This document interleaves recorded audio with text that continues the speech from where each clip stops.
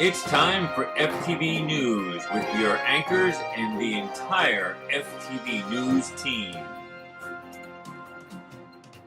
Good morning and welcome to FTV News. I'm Alana along with the rest of the FTV News crew. Today is Tuesday, January 9th, 2018.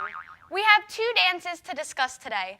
One coming up soon, but the other a while away. That's right, Alana. The semi-formal is coming up on February 10th. Permission forms can be found in Mrs. Tunney's room or right outside her door, room 205.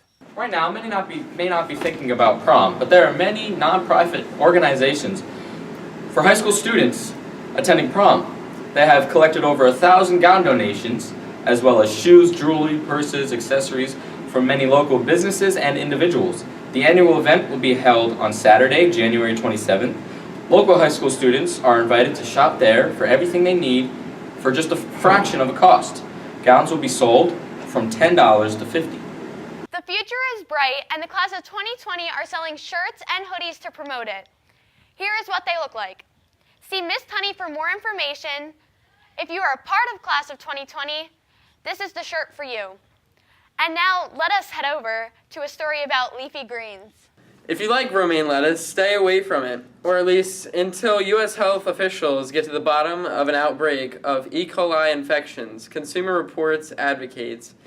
The FDA, CDC, or Centers of Disease Control and Prevention warn about the outbreak, which at last count had made 58 people sick in the U.S. on December 28th. It said 17 people were sick in 13 states dating back to November. Cooking usually kills food-borne bacteria such as E. coli or salmonella, but lettuce is not usually cooked.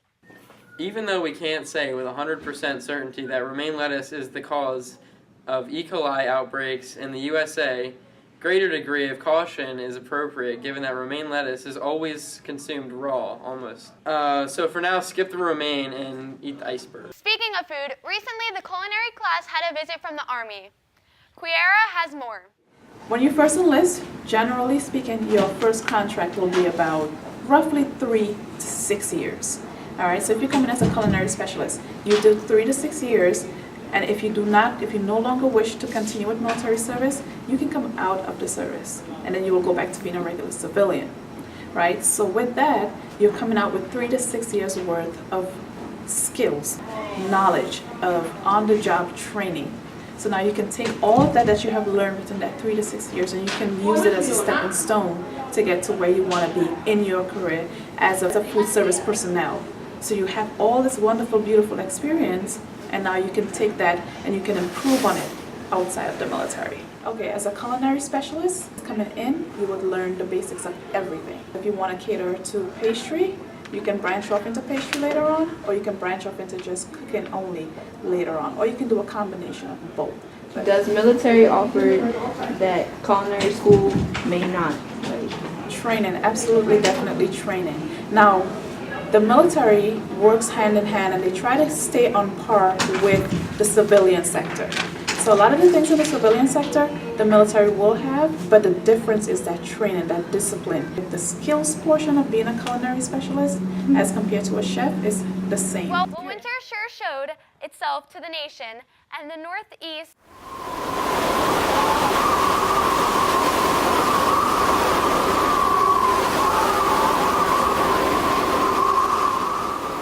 this week. It's supposed to be steadily getting warmer as the week goes by.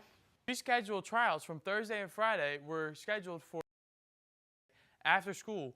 If you didn't make it, please see Mr. Thomas and Mr. Hearn ASAP. There will be tutoring today after school in the library for the ASFAB coming up February 8th. Everyone here at FTV, thanks for watching and have a great day.